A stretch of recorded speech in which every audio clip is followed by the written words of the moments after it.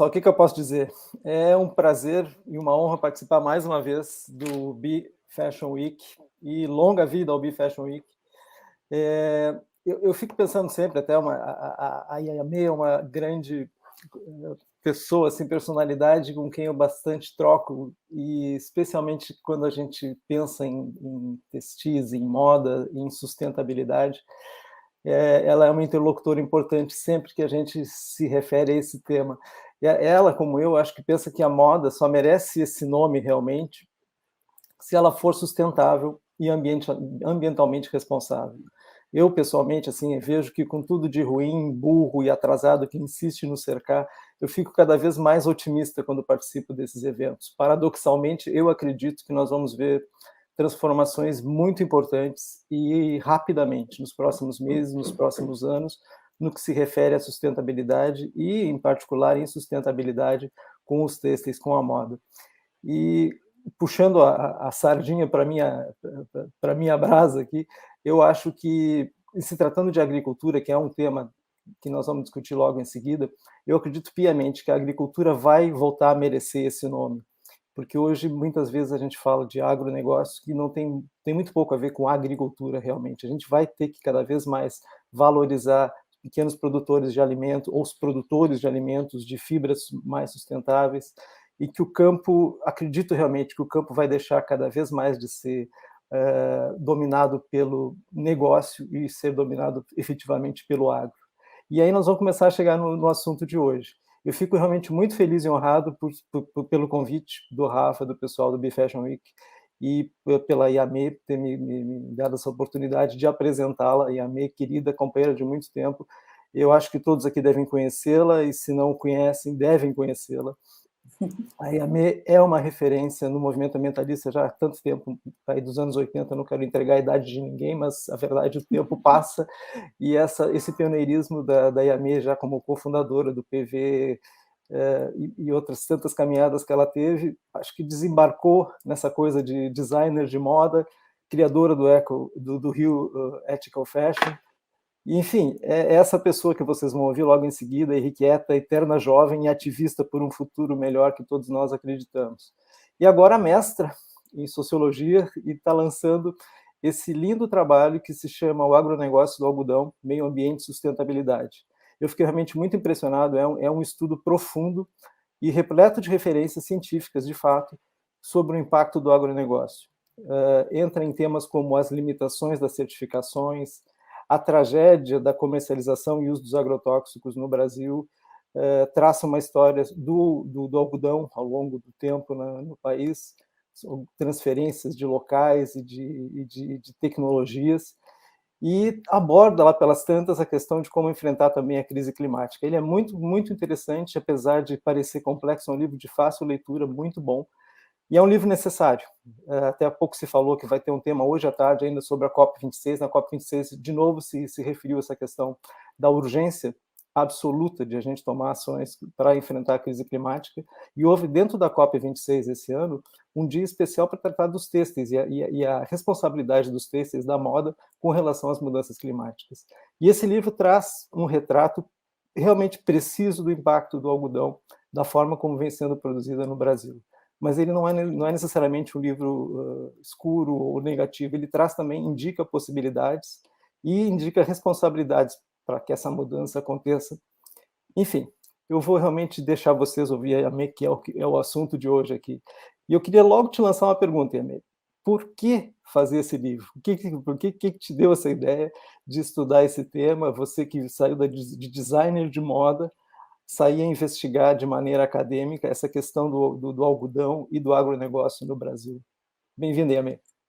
Obrigada, Silvio. Não podia ter tido uma introdução melhor. Eu fico super feliz de estar tendo esse privilégio de ter aqui você dialogando comigo sobre esse livro, porque eu, na verdade, fiz sociologia nos anos 80, né? Eu me formei na PUC, fiz meu mestrado logo depois, mas eu abandonei porque fui pega pela moda no meio do caminho. Lá pelo meio dos anos 80, eu me fascinei pelo mundo da moda e me joguei ali. E ali fiquei muito tempo e não completei minha dissertação. Mas quando eu comecei a entender toda a problemática que o nosso setor estava passando, eu falei, não, eu preciso voltar para o meu mestrado, concluir esse mestrado com um estudo mais profundo sobre o que eu fiz esses anos todos. Então, foi uma recuperação um pouco dos meus estudos sobre Brasil, de um olhar junto com os meus professores, os meus orientadores e amigos da academia, que me ajudaram muito nesse processo, né, a olhar para isso, porque quando eu comecei esse trabalho, em 2017, mais ou menos, a gente já falava muito sobre quem faz as nossas roupas, né? Como elas são feitas, os impactos e tal, mas a gente falava pouco sobre quem faz a nossa matéria-prima, né? A gente falava muito pouco ainda sobre o iniciozinho da cadeia, né? Tinha muita denúncia sobre a Índia e tal, mas se falava muito pouco sobre o Brasil. E, ao mesmo tempo, o que chegava para a gente sobre o Brasil era que o Brasil era o maior exportador de algodão sustentável do mundo. E aquilo começou a me intrigar. E eu falei, mas como que um modelo produtivista, extrativista, né, exponencial de natureza pode ser sustentável? E essa pergunta começou a bater na minha cabeça, né? E aí eu falei, não, é isso que eu quero entender. Eu tinha muito pouca informação sobre isso. E eu precisava realmente me debruçar e fazer essa pesquisa, né? Então, eu tentei entender por que esse modelo estava sendo chamado de sustentável, como que essa certificação, Algodão Brasileiro Responsável e Better Cotton Initiative, atuava trazendo a legitimidade dessa sustentabilidade, então, qual era o papel da certificação nisso? E, por último, não menos importante, como que a moda abraçou esse discurso hegemônico do agronegócio e se jogou nesse projeto de poder. Então, eu passei esses 3 anos estudando sobre isso e fico muito feliz de poder apresentar isso aqui hoje na abertura do Brasil Fashion Week e também, por uma coincidência incrível, no Dia Internacional da Luta contra os Agrotóxicos, né? Que é o dia de hoje. Então, é um dia realmente da gente gritar pela moda sem veneno e é muito bom a gente estar podendo discutir isso aqui hoje. Então, Silvio, eu vou compartilhar aqui uma apresentação rápida para as pessoas poderem entender um pouco. Que bom que você falou que o livro não ficou complexo de ler, porque era uma preocupação que eu tinha muito grande de ser uma leitura difícil, né? Então, a pergunta basicamente é essa: onde é que está a sustentabilidade desse algodão, né? Espera aí, que eu me enrolei aqui para compartilhar aqui na minha tela. Está compartilhando, gente? Tá. Mas eu não estou conseguindo virar a tela. Espera aí, eu vou compartilhar aqui pelo meu computador, que eu acho que vai ser mais fácil. Agora foi. Então, eu acho importante contextualizar, né? Porque eu procurei entender também, historicamente, como é que se deu isso, né? O Brasil produz algodão desde a época do Brasil colônia, né? Mas aqui não preciso ir tão longe assim. Vamos pegar de 1930 até 1980, qual era a situação desse algodão, né? A gente tinha uma produção de muito territorial muito extensa no Nordeste, que era a herança desse Brasil colônia, em grandes propriedades, né, com baixa tecnologia e baixa produtividade. E a gente tinha no Sul, no Sudeste, as pequenas e médias propriedades familiares, com uma baixa tecnologia, mas com uma produtividade melhor. Inclusive, esses produtores eles estavam muito próximos da indústria têxtil do Sul, né? Então, a gente tinha esse cenário aqui. Quando a gente entra na década de 90, a gente então tem um início de um cenário que muda completamente esse setor da produção de algodão. A gente tem a transferência do Sudeste, do semiárido do Nordeste para o Cerrado. Acontece uma migração de produtores do Sul e do Sudeste para o Cerrado. Né? O Cerrado, desde os anos 70, ele já vem sofrendo uma destruição e uma devastação muito grande pela soja, principalmente pela agropecuária, e isso, nesse sentido, esse quadro não mudou até hoje, mas esse quadro começa nos anos 70. Aconteceu realmente uma praga do bicudo, né? Que tomou de assalto toda essa produção, tanto pelo Brasil inteiro. E o que acontece é que essa praga do bicudo virou o grande vilão do algodão, né? Já se produzia com agrotóxicos, mas não no volume como é feito hoje, né? E o que acontece é que esses produtores não tiveram condição de combater essa praga que aconteceu nessa época. Então, o que acontece? Muitos produtores começam a migrar para o cerrado, alguns produtores de soja que já existiam lá começam a encontrar uma oportunidade para diversificar esse cultivo da soja, trazendo o algodão, que já apontava um crescimento do consumo do setor da moda, né, global. Lembra aí, né, gente? Final dos anos 90, início dos anos 2000, a gente tem a grande globalização, né, das cadeias produtivas. E aí, o que acontece é que hoje o Cerrado ele concentra 90% de toda a produção do algodão brasileiro e 100% das exportações, né? 70% desse algodão é semeado logo após a soja no mesmo território. Então, você tem a cultura da soja, do milho e do algodão. É o trio que é muito, muito importante para essas fazendas, né? Então, nesse bioma, que é a savana mais rica do mundo e que é hoje um ecossistema muito, muito ameaçado, não é só a Amazônia, né? O Cerrado, o que está acontecendo com a Amazônia agora, aconteceu com o Cerrado desde os anos 70, né?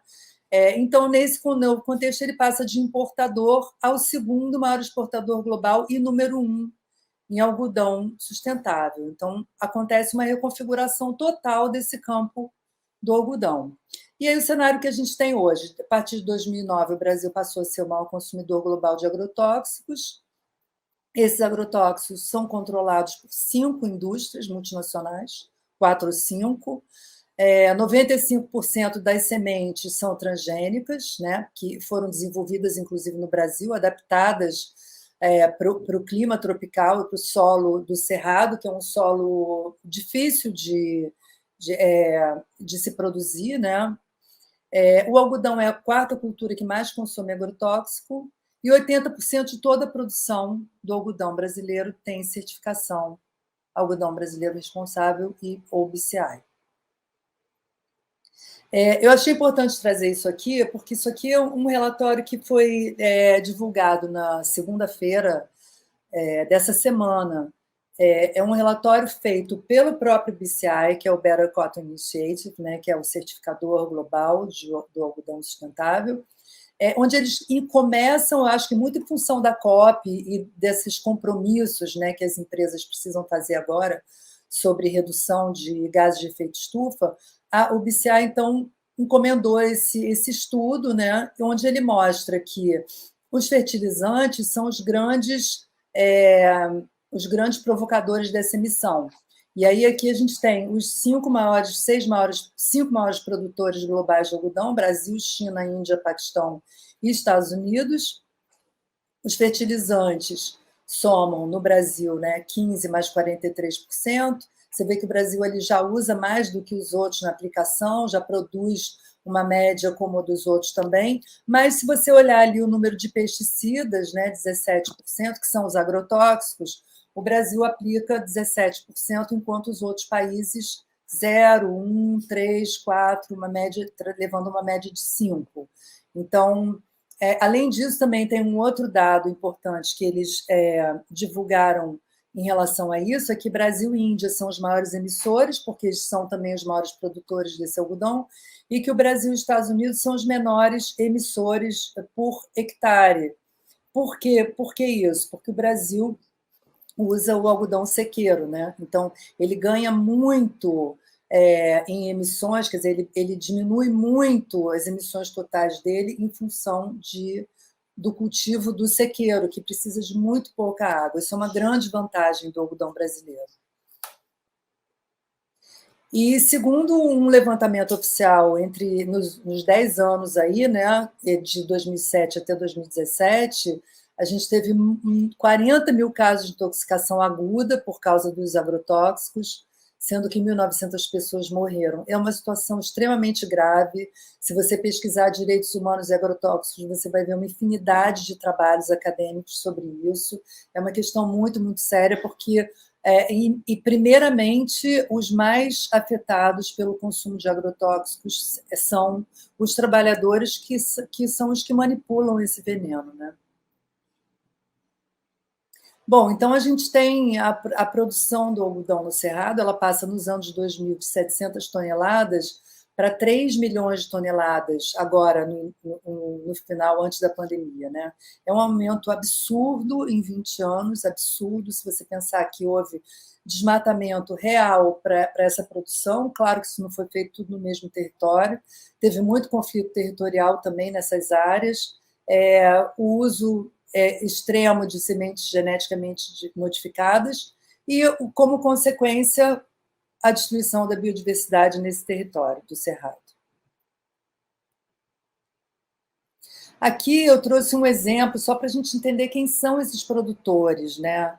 Porque no Brasil existe uma concentração muito grande de propriedade. Inclusive, eu não trouxe aqui o dado, mas a comparação de uma terra, né, média no Brasil é tipo assim: no Brasil, a média de terra que planta de produção dos produtores, né, das fazendas, é 2.000 hectares, enquanto que na Índia é 1 hectare. Então, a Índia ela tem a base dela em pequeno produtor e o Brasil em grande produtor.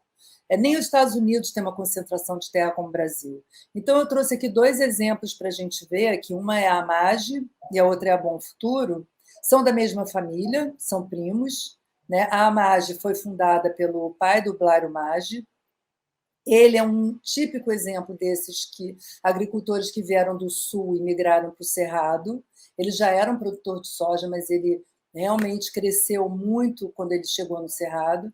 Ele chegou a ser o maior produtor global de soja já nos anos 90. Ele foi governador do Mato Grosso, senador da República, ministro do governo Temer, ministro da Agricultura, e ele é o autor da PL do Veneno.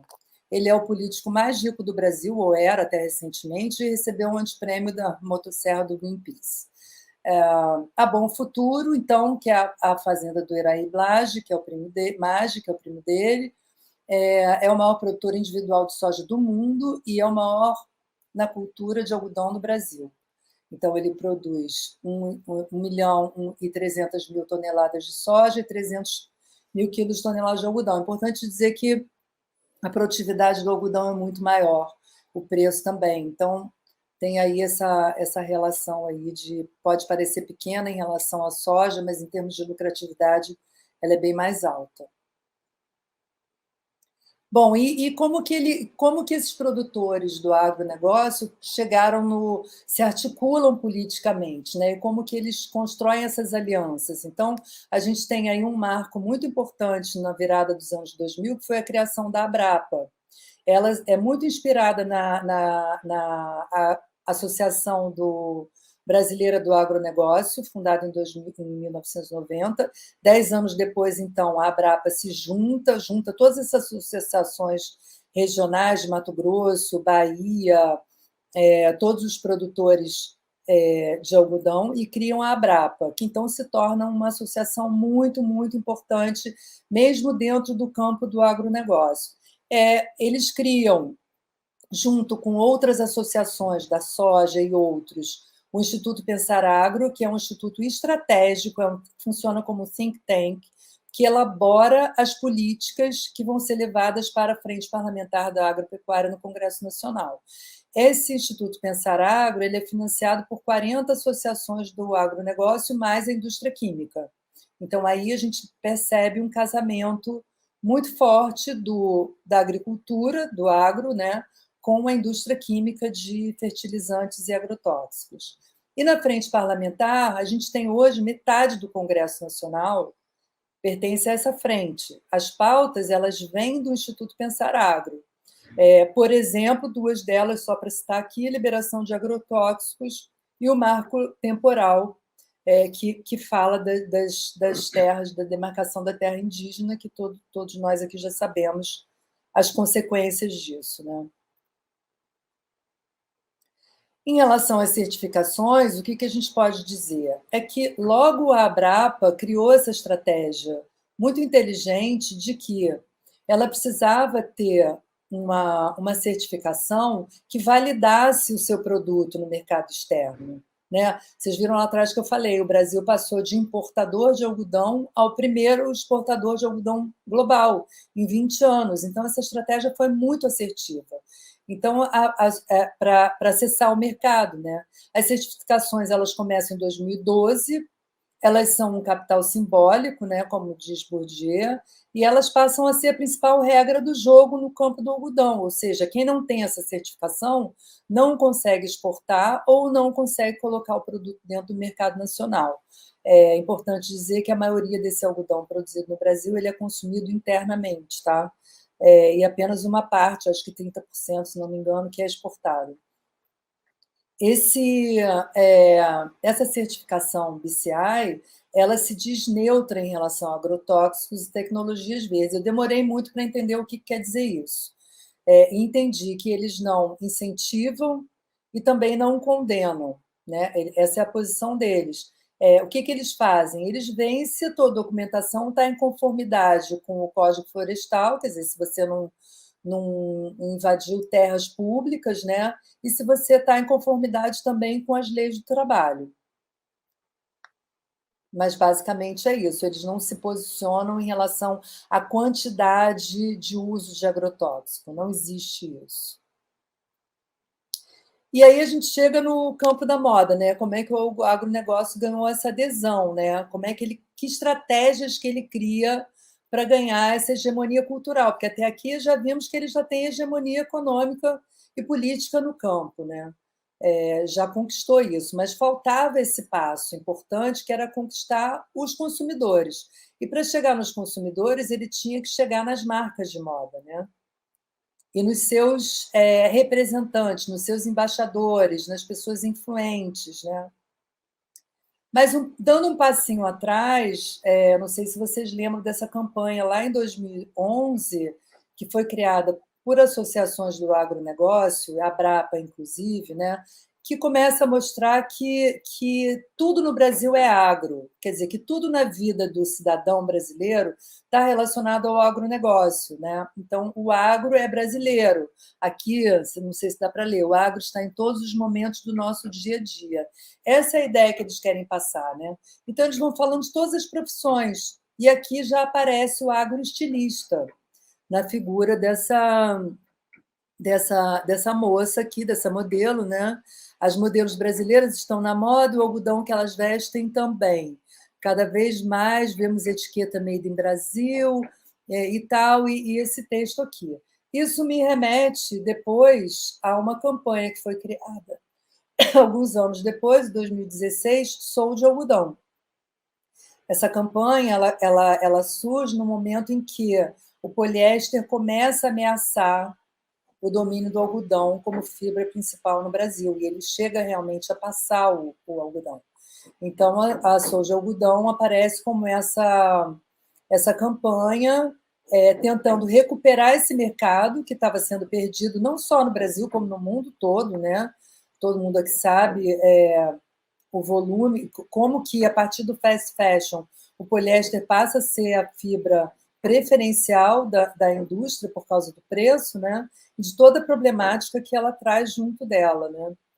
Então, a Sou de Algodão entra com essa campanha, com o mote da sustentabilidade, né? A sustentabilidade é o principal valor, a responsabilidade social também, e com isso, então, ela tenta conquistar esse mercado que ela estava perdendo, né? E como que ela faz isso? Ela começa essa entrada no setor através dos grandes eventos de moda.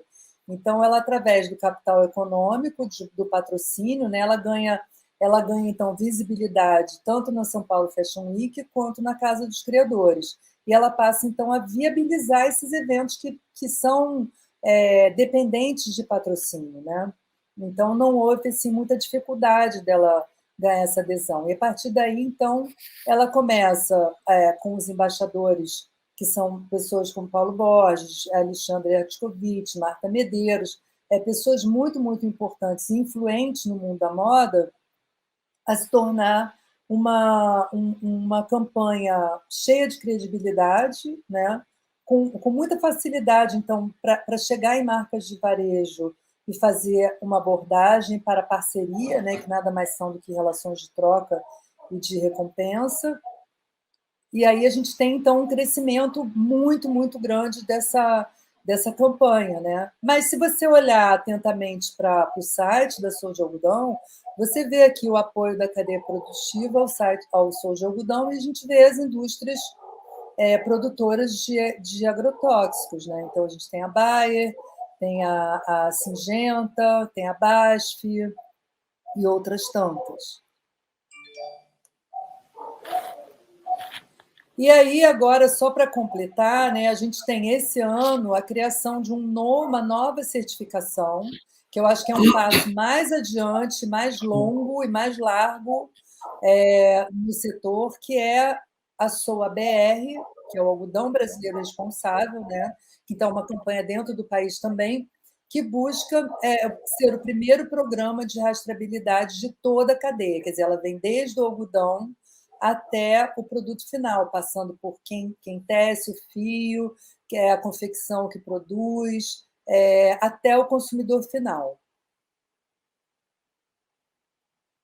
Bom, e aí voltando um pouquinho para trás, então, para a gente refletir um pouco, né, na diferença desses dois processos que a gente tem, o algodão colonial, o algodão foi a primeira cadeia global, né, durante a acumulação capitalista, lá no século XVIII, XIX, né?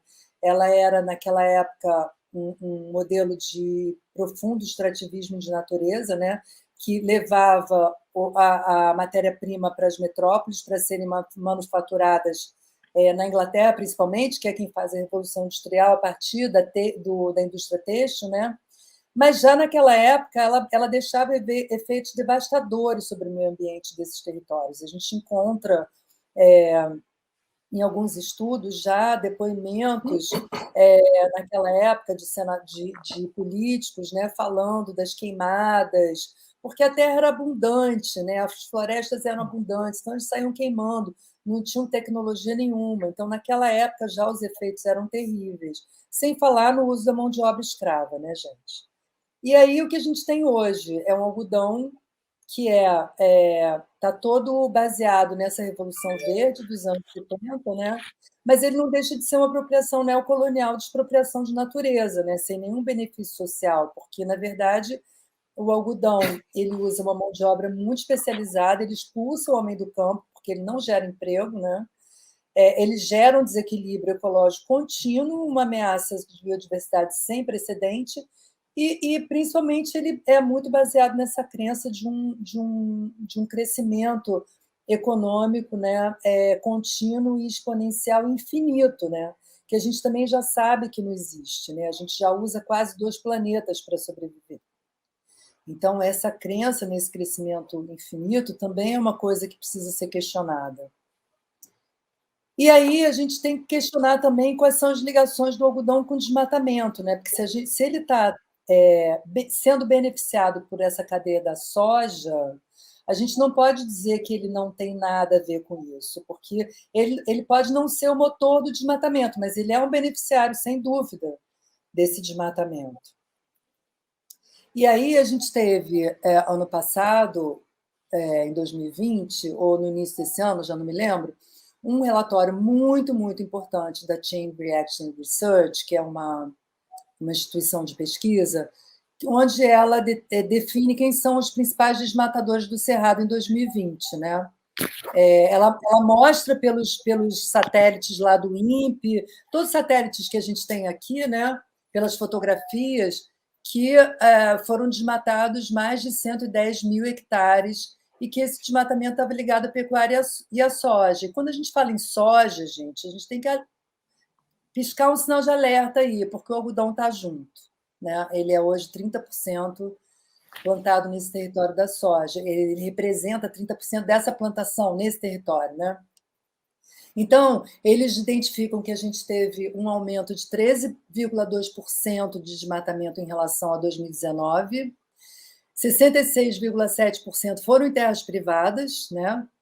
Mas 19,2% foram em terras públicas, o que é muito preocupante, porque isso significa que são ou terras indígenas demarcadas, ou terras públicas. A gente não sabe o que são áreas de preservação ambiental, e não é pouco, né? Foram 19,2%, é muito. E aí, quando eles dão a lista das empresas, aparece a SLC, entre outras, né? Vou citar essa daqui, como a maior desmatadora. Bom, 8% da área plantada no Brasil de algodão, pertence a essa indústria, e 12% das exportações de algodão também são feitas por ela.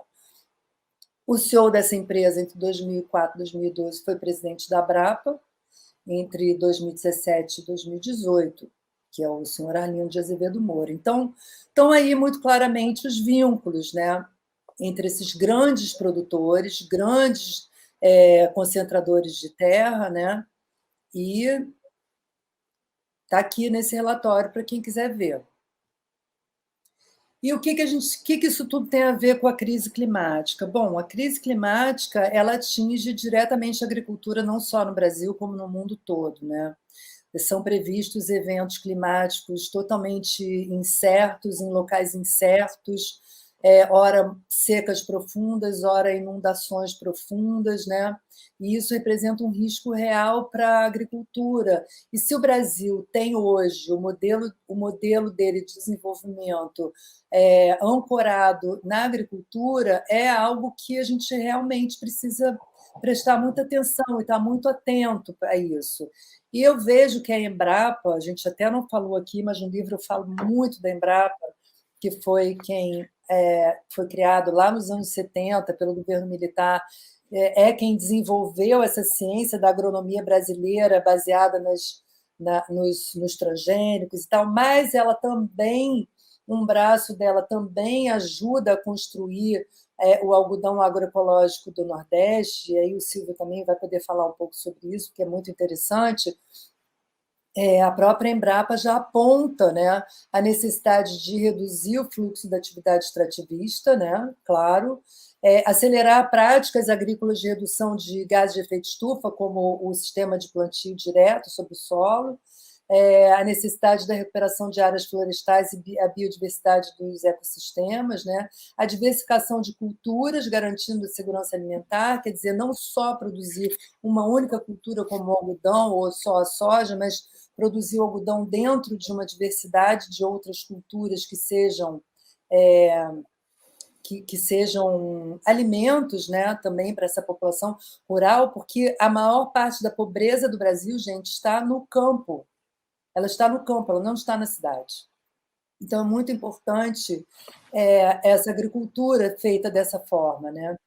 É importante também reduzir o diferencial tecnológico entre os produtores rurais, quer dizer, uns têm muita tecnologia, outros não têm nada, não conseguem ter altas produtividades, né? E os compromissos devem ser para restaurar, então, essa biodiversidade dos ecossistemas e gerar renda e segurança alimentar para essas populações. Então, eu acho que é isso. Queria agradecer, acho que eu não agradeci ainda aqui aos meus editores, Rick Yates e Bernardo Costa, da Livros Ilimitados, a Lília Berlim, que me ajudou muito e me incentivou muito a publicar e a divulgar esse trabalho, a Francisca Vieira, que me mandou esse algodão que está aqui atrás, que é lindo e que eu adoro conviver com ele, foi feito na Paraíba por pequenos agricultores familiares. E ao Silvio e ao Brasil Eco Fashion Week também. Meu muito obrigada.